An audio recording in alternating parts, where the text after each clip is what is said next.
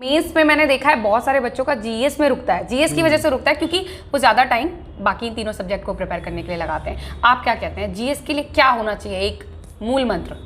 Basically GS के लिए जितने भी एस्पिरेंट हैं वो सीरियस नहीं रहते हैं। फर्स्ट थिंग जी, ठीक है, वो स्टार्ट कब करते हैं जब प्री में हो जाता है, देन मेंस में। ये गलती मैंने भी फर्स्ट टाइम करी थी।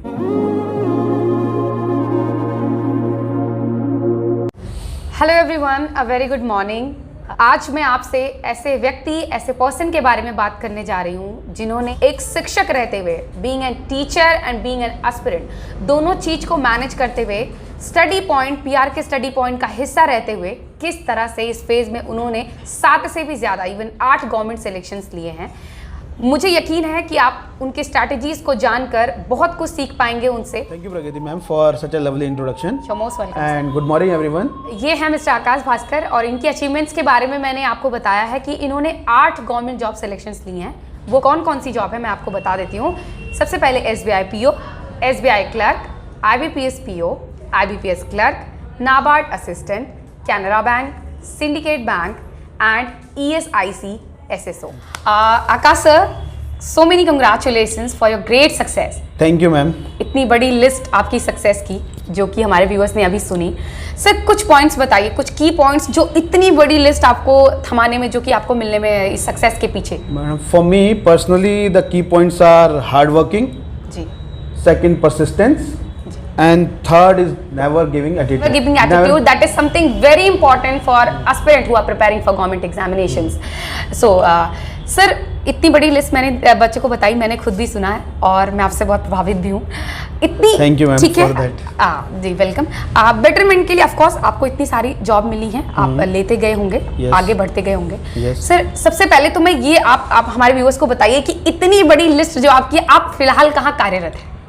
Actually, right now I am working in ESIC as an SSO, posted at Bangalore. Bangalore में ये ESIC में एज अ SSO अभी फिलहाल कार्यरत है।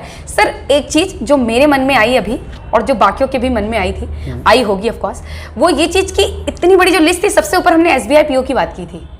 SBI PO आपने छोड़ा, ऑफ कोर्स आज के समय में जो सबसे कठिन, सबसे ज्यादा रेप्यूटेटेड, सबसे संघर्ष का जो कहते हैं कि जो लोग हर कोई पाना चाहता है, that is SBI PO। Sir कैसे, क्या हुआ, उसकी जर्नी बताइए कि SBI PO लिस्ट से कैसे बाहर हुआ? Actually, my dream is to join SBI PO once upon a time. I must say that. But when I joined SBI PO and simultaneously I haven't given this ESI exam. मैंने उस समय ESI का भी exam दिया था। जी। So I have worked in SBI for more than 5 months. But no doubt SBI is good, but I find personally that I want to do something else, basically apart from the banking. So I have heard about this ESIC exam, so I searched about it, that what is the working of ESI, how my role is going to affect the society, so I prefer ESI over SBI. That is the thing, in my personal opinion, but no doubt SBI is the one of the best job, one of the best opportunity you will get. जैसे कि आप सभी को पता है जीवन आगे बढ़ते रहने का नाम है, वैसे ही कि आकाश सर ने, उनके पास अवसर आते रहे और वो आगे बढ़ते रहे। सर SBI PO के बारे में आपने अभी बताया, SBI PO ज्वाइन करना, छोड़ देना और फिर आगे किसी नई जॉब के लिए जाना, ये फेज जो था ये कैसे हुआ और इसके लिए आपको क्या क्या बहुत सारी मुश्किलें आई होंगी? ऑफ कोर्स इतना आसान नहीं था आपके लिए। This is a great, you know, this is a big decision of course. क्या कहते हैं इस बारे में? एक्चुअली में इस पॉइंट पे लाइफ में सबको अपने अपने डिसीजन लेने पड़ते हैं, जैसे कि आप बता रहे हैं कि ग्रेट डिसीजन, तो मेरे को भी लेना पड़ा decision. Basically I am not that much interested कि मैं जॉब छोड़ूं, because SBI is as you are saying that most reputed organisation and every banking aspirant person dream is to become an SBI PO, that is the thing. मेरे mind में ये thought इसलिए आया because ESIC, जैसे मैंने आपको बताया last में, ESIC is a good organisation, okay, and also SBI working is good, no doubt it is good, and but I want something more. So हर कोई अपना बेटरमेंट चाहता है, so I thought SBI is not made for me, basically I want to achieve something more, so that's why I joined ESIC. बिल्कुल sir, जैसा sir ने बोला, मैं कहती हूँ सबके एक्सपीरियंसेस अलग अलग होते हैं, अपॉर्चुनिटीज आती हैं, लोग अपने लिए बेहतर चुनते हैं, वो सर ने किया। सर मैं ये जानना चाहती हूँ कि ये तो था आपकी जर्नी, आपकी चॉइसेस थी, आपने छोड़ दिया, लेकिन ऑफ कोर्स डिफिकल्टीज आई होंगी बहुत सारी। मेजर डिफिकल्टी जो आपको लगी उस समय? ओके, डिफ़िकल्टीज तो बहुत आई एक्चुअली में। जो हमारा बैच था SBI PO का, जब हमने ज्वाइन किया था, तो उसी बैच में एक क्लॉज लेके आ गए थे SBI वाले कि if you left the service within 2 years then you have to pay the bond amount of 2 lakh rupees. So वो अरेंज करने में मुझे थोड़ी डिफ़िकल्टी आई, बिकॉज आप एक तो रेपुटेड जॉब लेफ्ट कर रहे हैं एंड सेकेंड थिंग आपको मनी भी अरेंज करना है उस जॉब के लिए, तो वो थोड़ा सा डिफ़िकल्ट था मेरे लिए डिसीजन लेने के लिए, but still somehow I manage. तो ये तो रही आकाश सर की SBI PO से लेके ESIC तक की जर्नी, उनकी स्ट्रैटेजीज, उनकी difficulties.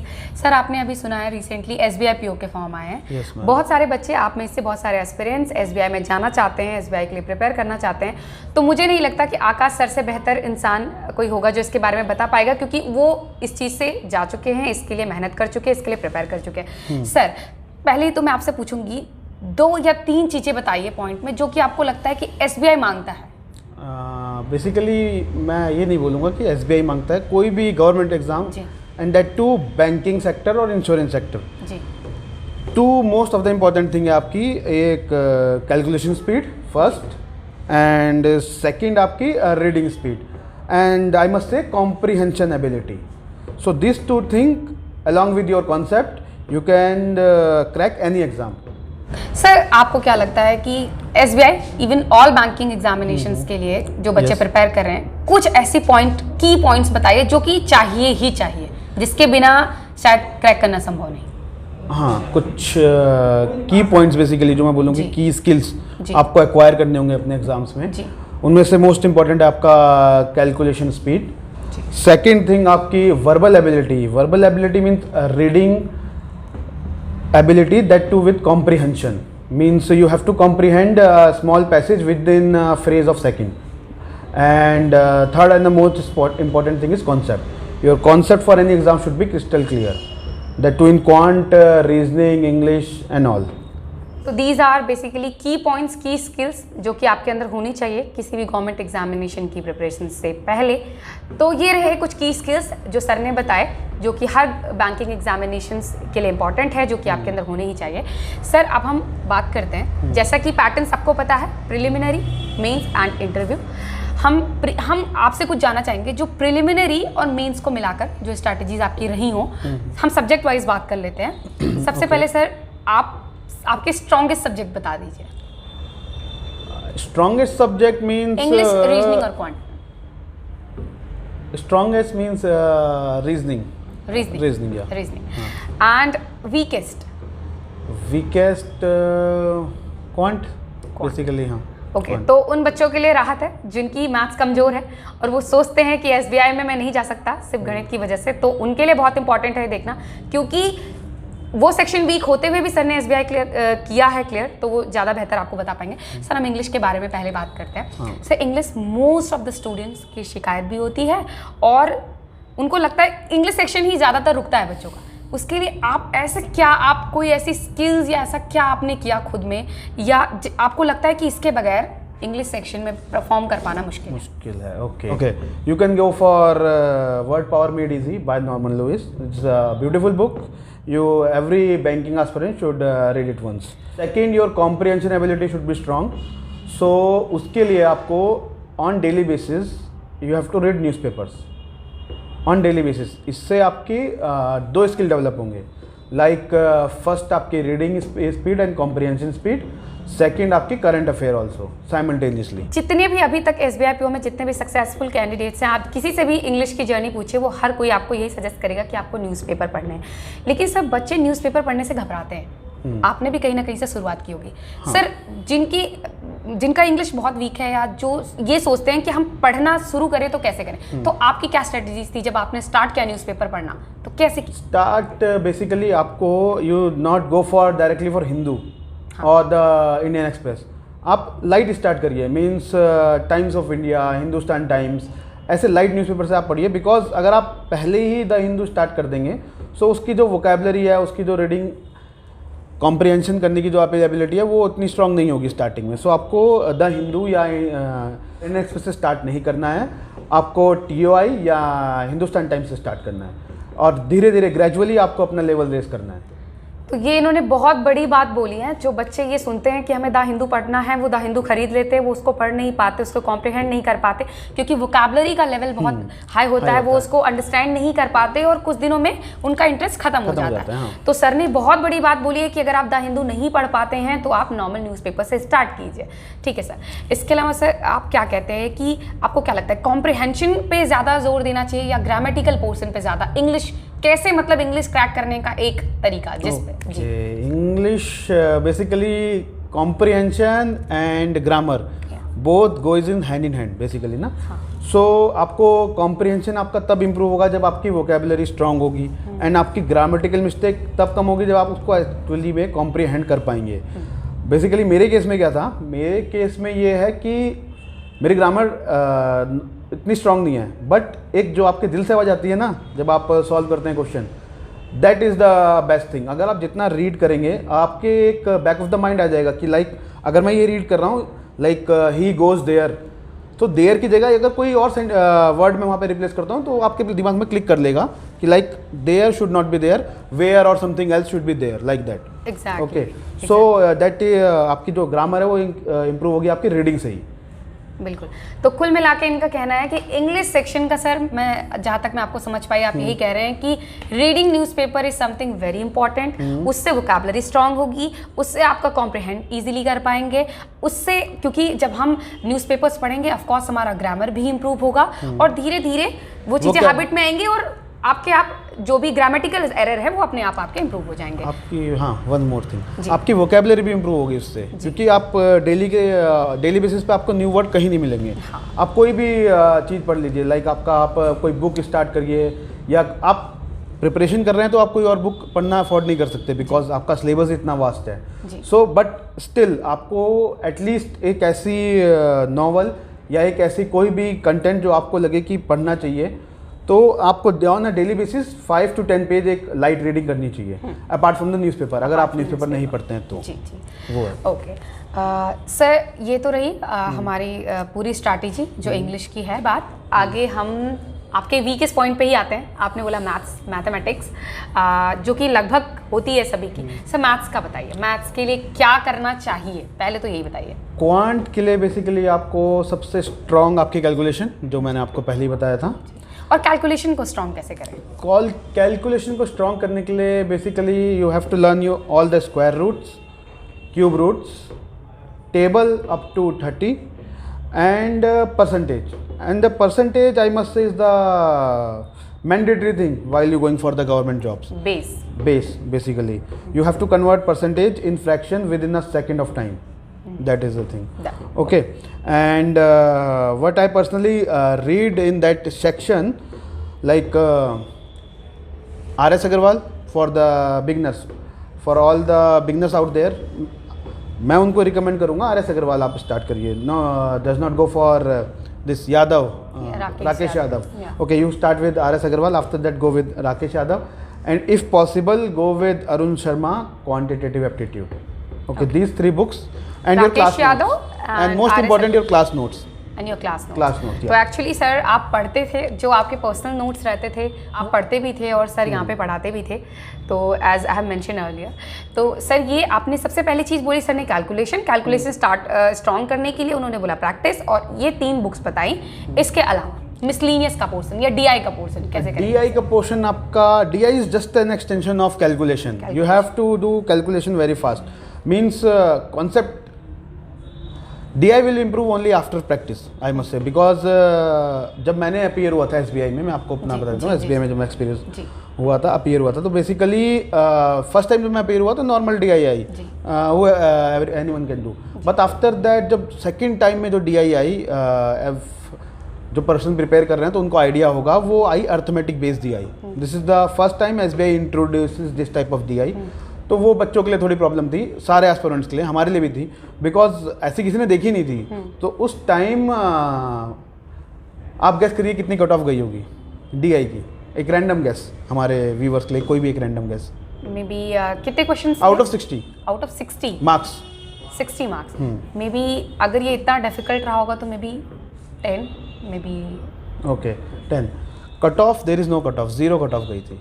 And if a person score 0 marks ना, he become PO also at that time. So आप गैस कर सकते हैं कि कितना पैटर्न चेंज हुआ था। पैटर्न चेंज हुआ था। इवन आप डिफिकल्टी लेवल देखिए कि जो बच्चे SBI के लिए प्रिपेयर कर रहे हैं, they are not even able to crack that DI। So तो मतलब बेसिकली DI के लिए भी एक ही चीज़ है, कैलकुलेशन स्ट्रांग रहेगी। जितना ज़्यादा प्रैक्टिस करेंगे, न्यू क्वेश्चन के बारे में बात करें, जैसे अभी आपने कहा कि ऐसा आ गया था, तो न्यू टाइप ऑफ क्वेश्चंस आप प्रैक्टिस कीजिए। सर मे बी मुझे लगता है कि new type of question easy होते हैं, न्यू टाइप के क्वेश्चन ईजी होते हैं, बट आपके लिए वो न्यू होते हैं और आप एनवायरनमेंट में ऐसे बैठे रहते हैं बिकॉज आप एग्जाम दे रहे हैं, आपको वो एक्स्ट्रा प्रेशर भी हैंडल करना है एंड आपको वो एग्जाम भी क्रैक करना है। सो उस प्रेशर और उस एनवायरनमेंट में वो हो नहीं पाते। वो आप रूम पे आके करेंगे तो वो इजीली सॉल्व हो जाएंगे। नहीं हो पाता, एग्जैक्टली। सर मैं बताऊंगी, आपने DI बता दिया जो कि मैक्सिमम बहुत ज़्यादा DI पूछी जा रही है, DI और कैलकुलेशन का ही पूरा है उसमें। उसके अलावा मिसलिनियस के लिए क्या कंसेप्ट कैसे उसमें बनाए, क्योंकि सर बहुत बच्चों की शिकायत रहती है कि प्रॉफिट एंड लॉस, परसेंटेज, जो कि DI का भी बेस है, जो कि मैथ्स का ही बेस है, इंपॉर्टेंट चैप्टर, सर वो उनको समझ में नहीं आते, उनका कॉन्सेप्ट उनको समझ में नहीं आता। आपने कैसे किया, आपने बच्चों को कैसे कराया? देखिए मेरा कॉन्सेप्ट क्लियर था। मैं हर चीज़, इवन आपने बोला जैसे profit and loss, simple interest, time and speed, ratio, मैं ये हर चीज़ परसेंटेज से सॉल्व करता था जी। मैंने एक अपनी हैबिट इनकलकेट कर ली थी अपने में कि मेरे को कोई भी क्वेश्चन सॉल्व करना है तो मैं उसको परसेंटेज के थ्रू करता था। सो इसलिए मैं परसेंटेज पे इतना एम्फेसिस दे रहा हूँ कि परसेंटेज पे, बिकॉज परसेंटेज ऐसी चीज़ है जो हर कहीं एप्लीकेबल होगी। And that is why mathematics became easy for him, due to percentage. Okay, so it was all about mathematics. कोई बुक्स सर ने सजेस्ट कर दी हैं। अब हम इनका जब वीकेस्ट पॉइंट हो सकता है, जिनके पास इतनी सारी सिलेक्शंस हैं, तो सोचिए आप ये कर सकते हैं तो आप भी कर सकते हैं। इन्होंने जो कहा उसको अपने रोज़मर्रा के हैबिट में लेके आइए, ऑफ कोर्स सब कुछ होगा। करना चाहता हूँ इस चीज़ में कि आप जब भी मॉर्निंग में उठते हैं तो आप प्रिपरेशन करते होंगे स्टार्ट। सो आपको बेसिकली प्रिपरेशन स्टार्ट करने से पहले आपको क्या क्या चीज़ें मैंडेटरी हैं, जो मुझे लगता है, जो मैंने करी हैं, जी। वो आपको क्या करनी चाहिए। उनमें से 3-4 चीज़ें मैं आपको बताता हूँ जो करनी चाहिए। एक तो आपको 5 नंबर कोई मॉर्निंग में 2 डिजिट 5 नंबर रैंडम उठा के उनकी सब्सट्रैक्शन, एडिशन एंड मल्टीप्लिकेशन तीनों करने चाहिए। उससे आपकी ब्रेन एक्सरसाइज होगी वो डेली बेसिस पे। आफ्टर दैट आपको, जैसे मैंने बताया कि square root, cube root, tables and all आपको बाय हार्ट याद होने चाहिए। तो बाय हार्ट याद करने के लिए आपको उन्हें रोज़ मॉर्निंग में डेली नोट डाउन करना होगा अपनी रफ शीट में। लाइक आपने लिख दिया 11 to 19 या 11 to 30 टेबल्स, स्क्वायर रूट लिख दिया आपने 1 to 30, क्यूब रूट लिख दिया आपने 1 to 20 एंड परसेंटेजेस आपने लिख दिया 1 to 30 और 20 वट एवर यू लाइक। सो आपको ये चीज़ें एक रिचुअल बना लेना चाहिए अपना कि मॉर्निंग में उठ के मेरे को ये करने हैं। This is something very new you have heard ever. ये किसी ने आपको नहीं बताया होगा और मैं सर से भी पहली बार सुन रही हूँ। लाइक मैंने भी कभी नहीं सुना कि आपको ऐसा करना चाहिए। मतलब बेसिकली प्ले विद नंबर्स। हाँ, play with numbers. You have to be get your interest in the numbers. बिल्कुल, मतलब वीकेस्ट मैथमेटिक्स वाले बंदे के लिए तो play with numbers and then it will become your friend. Numbers will become your friend. या friend. And I hope, मुझे ऐसा लगता है सर कि ये जो भी आपने बताया है बहुत कम लोग बताते हैं और बहुत कम लोग ऐसा फॉलो करते हैं। आपने बिल्कुल बेसिक बताया है, ज़्यादा मेहनत नहीं करनी है, बिल्कुल कम से करना है और फिर आगे बढ़ना है। सर अभी हम रीजनिंग पे आते हैं, विच वॉज योर स्ट्रॉन्गेस्ट। आपने कहा स्ट्रॉन्गेस्ट है। रीजनिंग के लिए सबसे पहली चीज़, जो सबसे पहली लाइन जो आपके दिमाग में आती है, जो होनी चाहिए? रीजनिंग की सबसे पहली जो लाइन लोग बोलते हैं कि रीजनिंग पढ़नी चाहिए, ये करना चाहिए, मेरे हिसाब से पर्सनली मुझे लगता है reasoning is nothing just your comprehension skill. मैं अगेन इस पे एम्फेसिस कर रहा हूँ कि इंग्लिश में भी आपकी कॉम्प्रीहेंशन स्किल अच्छी होनी चाहिए। सो आप रीजनिंग में भी कर पाएंगे, बिकॉज रीजनिंग में नॉर्मली क्या आते हैं, पजल्स एंड आपके data sufficiency, like this type के क्वेश्चन आते हैं। सो आपको एक पैराग्राफ लाइक आपका 100 to 200 वर्ड का आप विद इन 1 मिनट आप कॉम्प्रीहेंड कर पा रहे हैं। उसमें से आप सिलेक्ट कर पा रहे हैं what is the positive sentence, what is the negative sentence, और आपको अरेंजमेंट आपके ब्रेन में हो जा रहा है कि आपको ऐसे सिट करना है या ये है। तो वो one of the best thing है। तो उसी के अकॉर्डिंग लेके ही मैं चला हूँ। एंड मेंस एग्जाम में जैसे आपको पता होगा कि क्रिटिकल रीजनिंग आती है एक चीज़। तो क्रिटिकल रीजनिंग आपको भी आइडिया होगा क्रिटिकल रीजनिंग क्या है। So critical reasoning nothing just extension of English I guess, कि interpretation and comprehension like this. So you can I guess achieve more by solving this type of question, because critical reasoning is just what you can free के question like आपको वो इसलिए दिए हैं exam में ताकि आप अच्छा स्कोर कर पाएँ। अच्छा score दैट कर इज द पाएं। थिंग। और बहुत सारे लोग इसको उनको लगता है कि ये कठिन है। Critical reasoning is something very hard. मतलब वो कभी भी उनका कुछ वो मतलब सर लोगों की शिकायत, बच्चों की शिकायत मैं आपको बताती हूँ, वो यही कहते हैं कि हम इसमें कभी मेंस में स्कोर ही नहीं कर पाते, हमेशा गलत होता है वो चीज़ हमारी। तो सर आप क्या कहते हैं कि ऐसा क्यों होता है, मतलब क्या क्या स्ट्रैटेजी होनी चाहिए? उनको अपनी कॉम्प्रिहेंशन स्किल, बेसिकली एस्पिरेंट्स को अपनी कॉम्प्रिहेंशन स्किल स्ट्रॉन्ग करनी होगी। उसके लिए आपको रीड करना होगा, बिकॉज वो जस्ट एन एक्सटेंशन होते हैं आपको, जैसे मैंने बताया इंग्लिश का।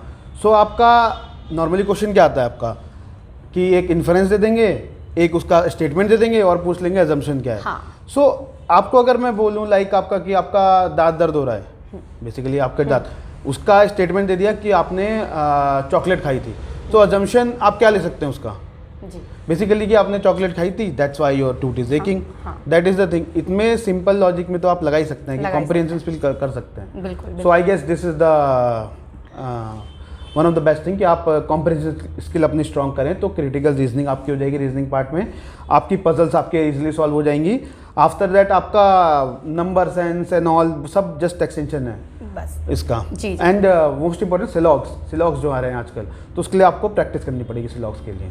सिलाई के हाँ, लिए सिलाई प्रैक्टिस के करनी पड़ेगी। बेसिकली सर का कहना है कि एवरीथिंग इज स्कोरिंग, आपकी स्ट्रैटेजी होनी चाहिए। और क्रिटिकल रीजनिंग के लिए उन्होंने इतनी अच्छी बात बोली कि comprehension, it is all about comprehend, कैसे आप कर पाते हैं चीज़ को। ये रही रीजनिंग की बात। अब आते हैं सर, मुझे जहाँ तक लगता है important, very important, the GS. मतलब मेंस में मैंने देखा है बहुत सारे बच्चों का जीएस में रुकता है, जीएस की वजह से रुकता है क्योंकि वो ज़्यादा टाइम बाकी तीनों सब्जेक्ट को प्रिपेयर करने के लिए लगाते हैं। आप क्या कहते हैं जी? बेसिकली जीएस के लिए जितने भी एस्पिरेंट हैं वो सीरियस नहीं रहते हैं, फर्स्ट थिंग। जी